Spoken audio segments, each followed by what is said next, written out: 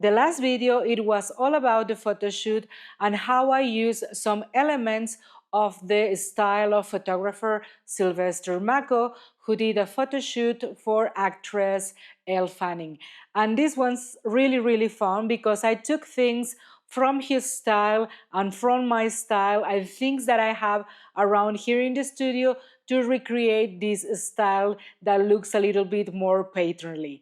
And here behind me, you see my screen, I have the photo shoot itself, all the files that resulted from this little experiment. And today I'm going to show you how I edit my images, and that's the process that I usually will use in my own work.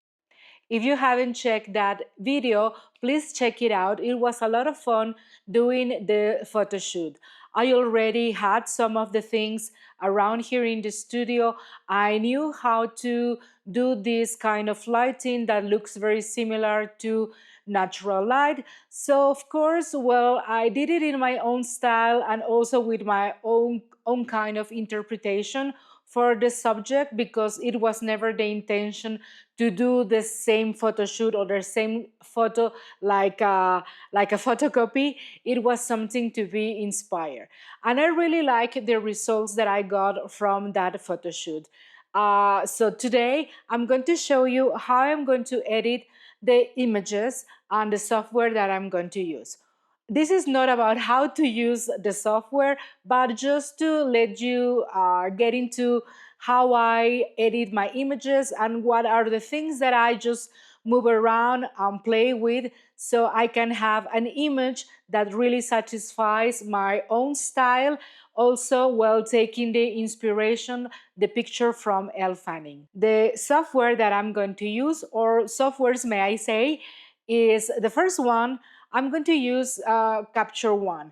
I already edited some of the images, the resulting ones, and just I adjusted the contrast, a little bit of exposure, and cropping for some, because there are many images, if you see from the last video.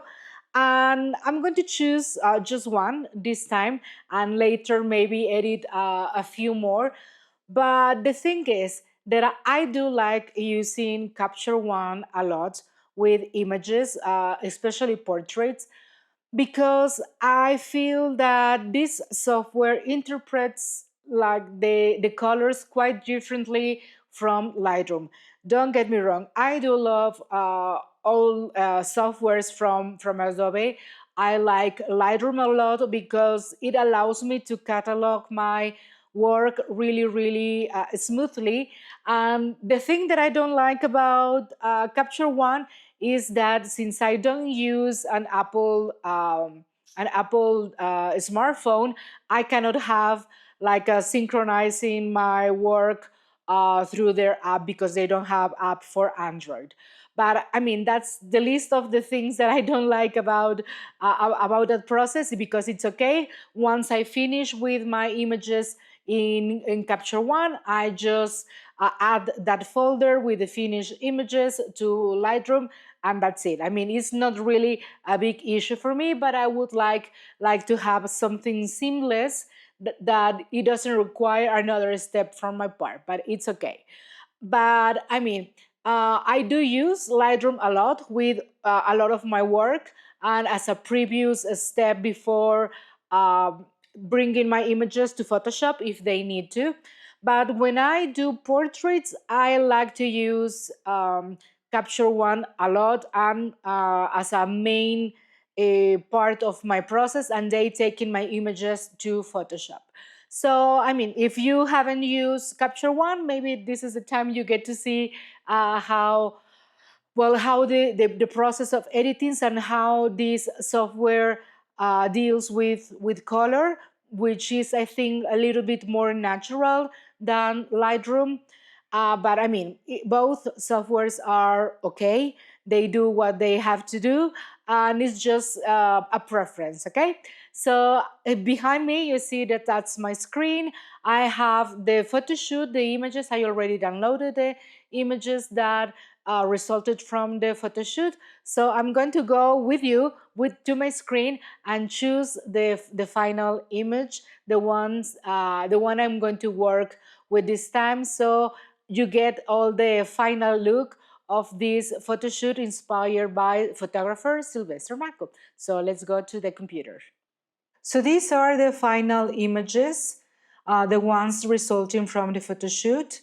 And I already did some editing to them because for the last video, I just wanted to check on the saturation, the contrast, white balance, and just to have a little glimpse of which images that I like. And maybe something that it was a little bit off.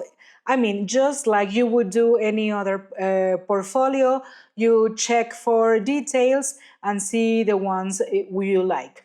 And as you see, I wanted to do different poses, not just the one like the one inspire us. And some with my dog Penny, as you see, she is the star of this photo shoot. Okay. Let's get take 8 and 8. Okay, I don't like this one, this second one, number 20. I like number 21, but I'm too smiley. And I think I like this one. Number 20, I'm going to give it a 4. Number 20, 20, 20, I'm going to give it a 4. And I like number 24 also. I think I like my hand like that. Number 24. And which other one? With the fruit. I think I like also number 28. No, I think number 21 probably. Oh, I'm always in trouble when choosing. Okay, I think I like this one. Which one do you think? Okay, I think I like number 21. Okay, and with the fruit, let's go with the ones with the fruit. With the fruits.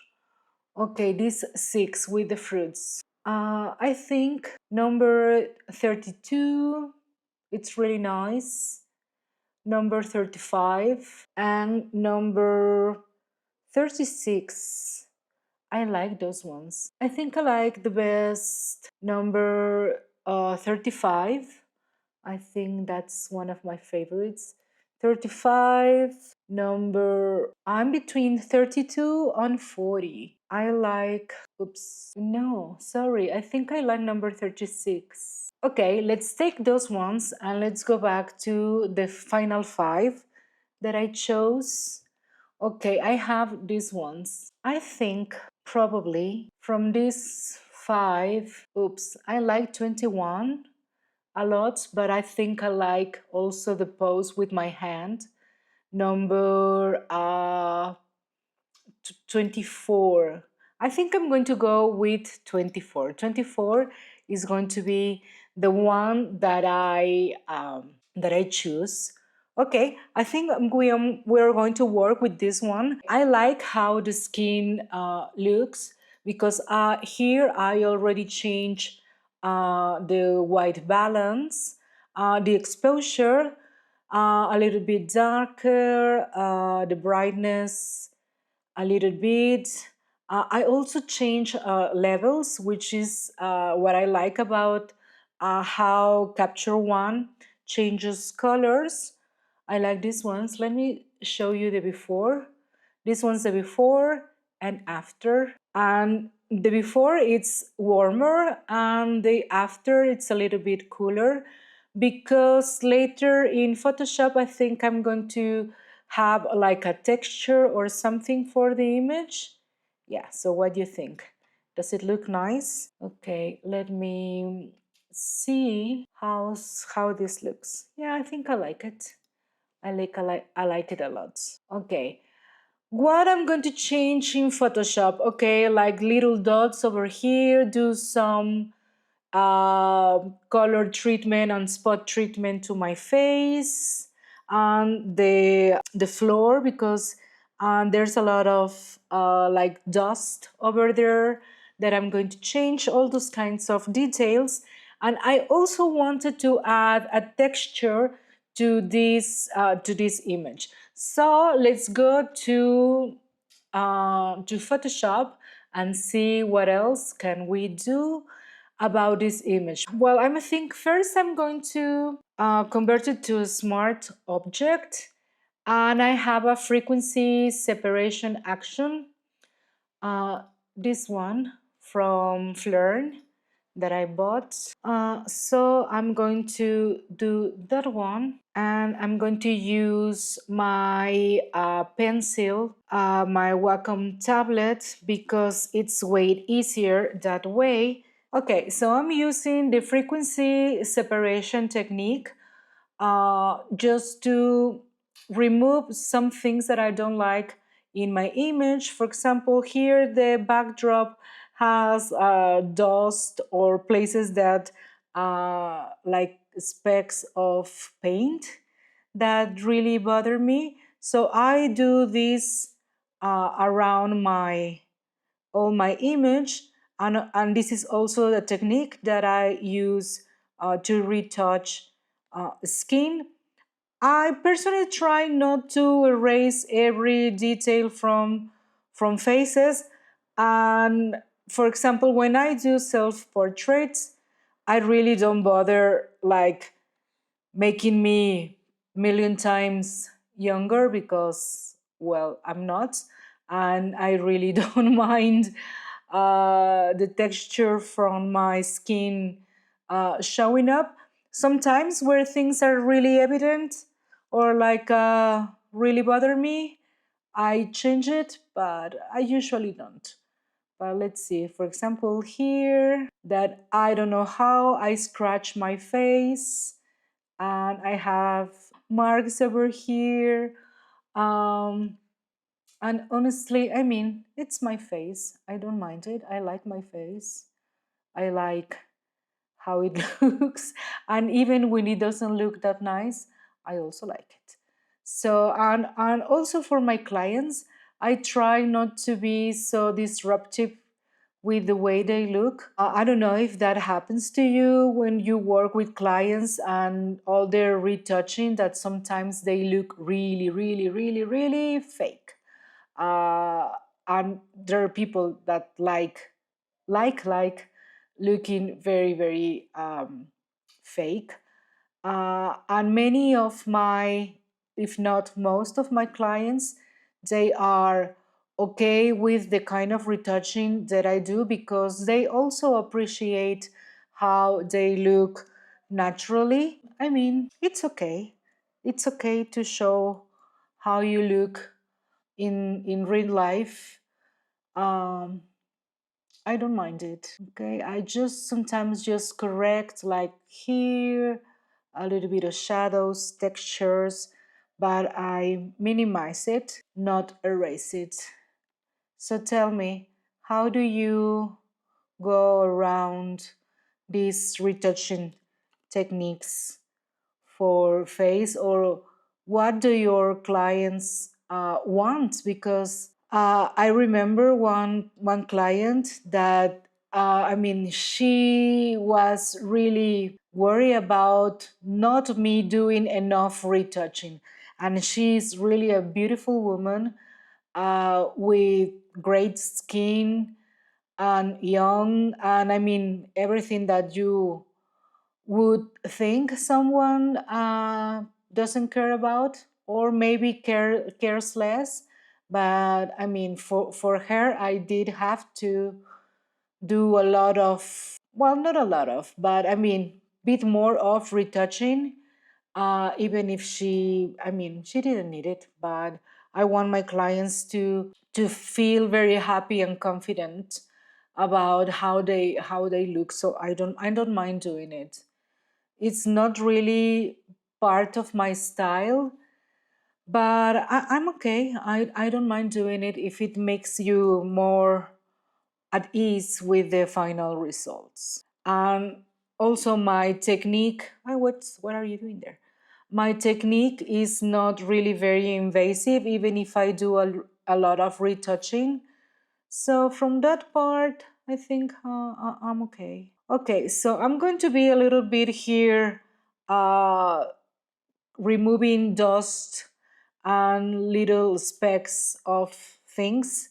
So be back in a bit with the other part of my retouching process, where it's going to get a little bit more interesting. Okay, so I finished with removing some of the dust. You see, this one is the original image, and this one is with a bit of the retouching.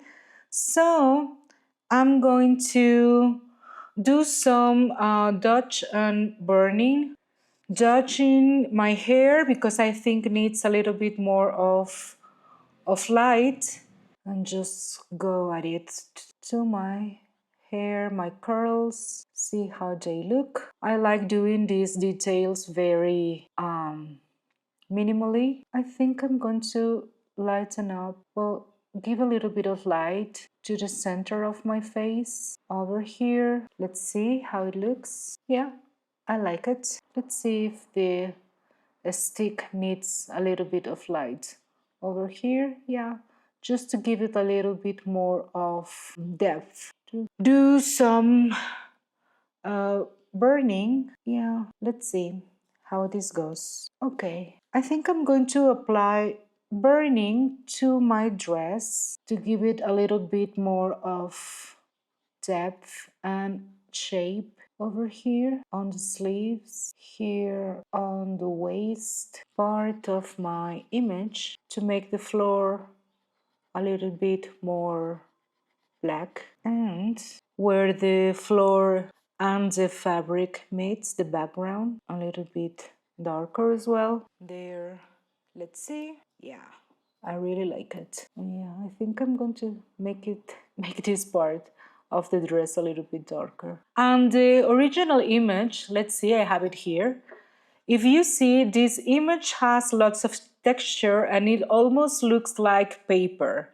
And I thought I'm going to use this texture that I have, craft paper. And I have two options because I did the frequency separation and maybe only using the texture, like really just the texture of the paper, or maybe the whole thing. I don't know. I'm going to try and see how it looks. I already have the craft paper texture, like as a whole here, if you see. And let me see if I like it. How does it look? And I think at normal, I'm just going to change the opacity for this one, and you see how it changed. It has this, of course, craft paper look, because the original also has this kind of texture. So if I do it like this, and you see, this is just a process.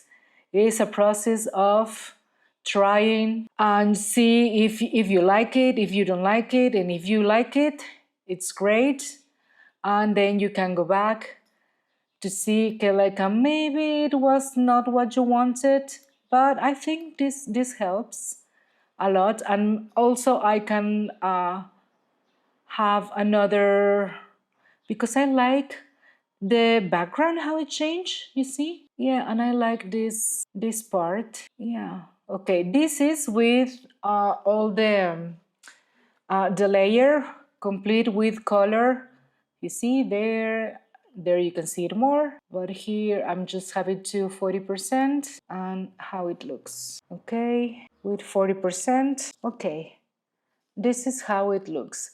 And you see it kind of kills a lot of the texture of the original image. So let's see if I remove some of the texture from my dress, how it's going to look. I'm removing too much of the texture. I think I don't like it. Okay, so let's go back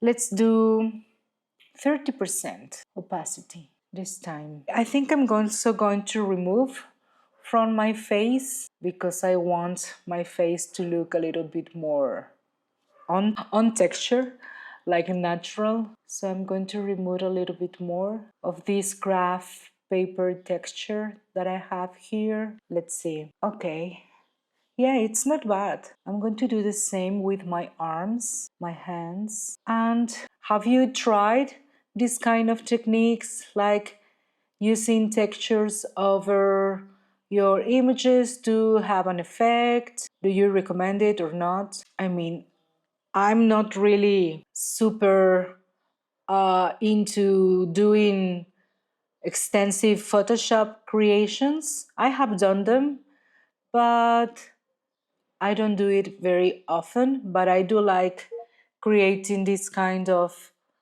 textures in my images. I'm going to erase a little bit more from the eyes because sometimes the eyes they look funny if I don't.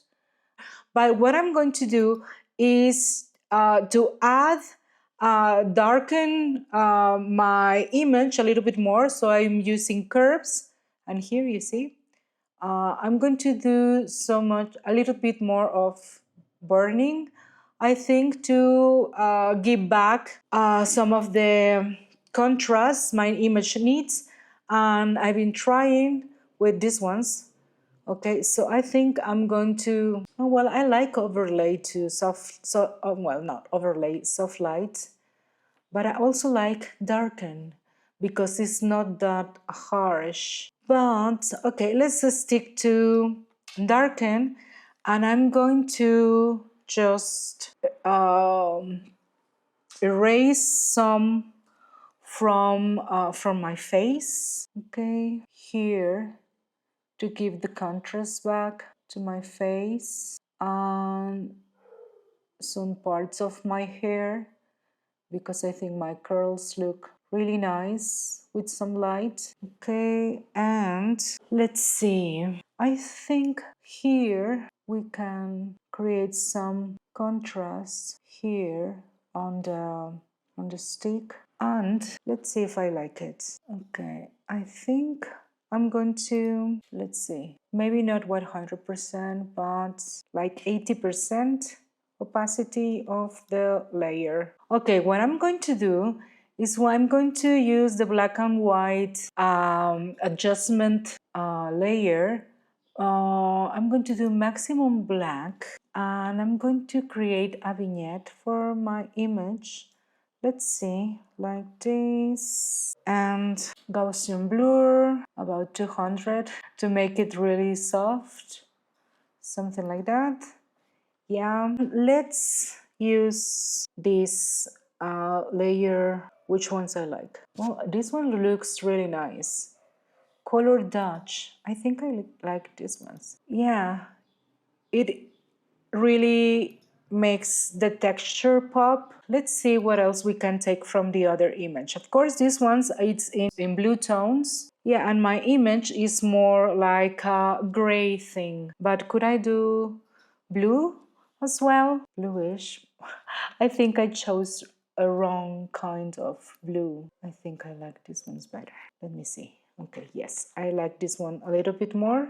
Okay, normal. Just to change the opacity over there. And let's experiment with this. Just paint the image in certain places. Yeah, I like that effect. Okay, a little bit more blue. Okay, now let's see, select subject. Oh, it doesn't find me. Wait, let me do it again to select.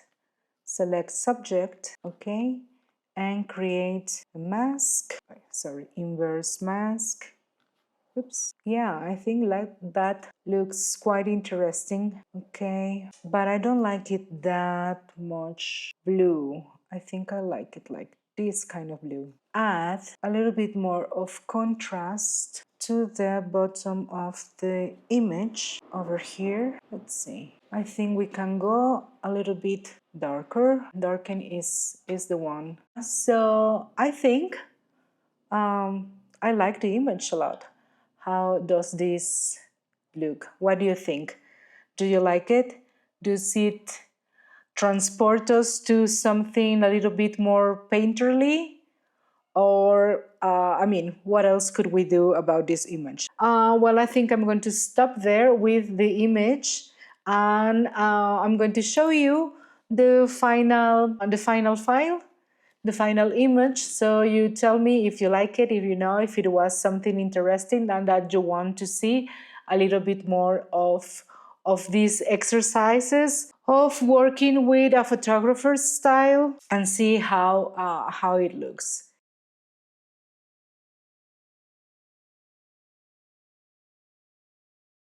So this is the final image that I edited. As you saw, it's a process that it's quite simple.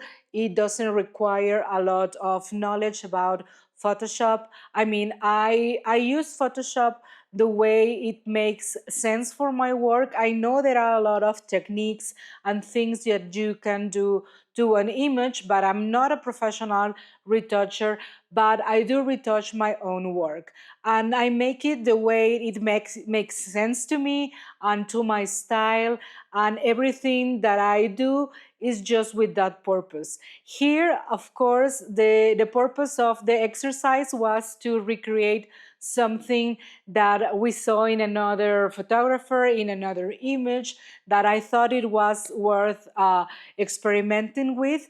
And I mean, at the end of the day, it was not really that dissimilar to what I usually do when I use this kind of editing for different projects.